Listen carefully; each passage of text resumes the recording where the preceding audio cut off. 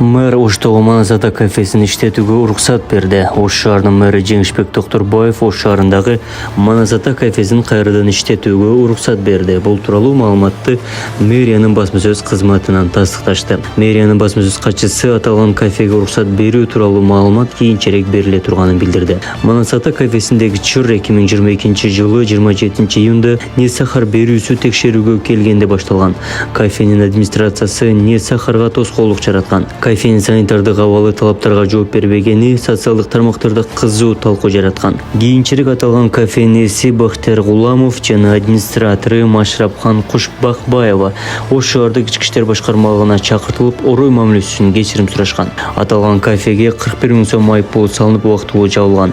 Ал эми 2022 жылдын 6 июлунда Ош шаардык прокуратурасы мэрияга Манас-Ата кафесин сүрдүрүү сунушун берген. Ошондой эле соттошуу мезгилинде жогорку сот кафени толук сүрүп салуу чечимин чыгарган болчу.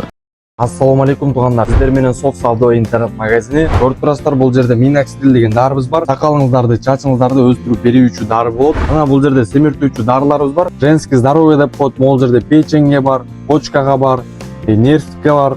Дары өтө жакшы. Простатитти лечение кылып берүүчү, куртту чүрүп берүүчү дарылар бар. Жаш балдарга дагы болот, чоң адамдарга дагы болот. Бул жерде арыктатуучу дарылар бар. Арыктай албай жүрөмүн деген туугандарыбызга, агдакка жана псориазга мондай дарылар бар. Айтсаңыздар, доставка кылып беребиз. Санкт-Петербург, Москва, башка областтарга, Кыргызстанга тоже доставка кылып беребиз.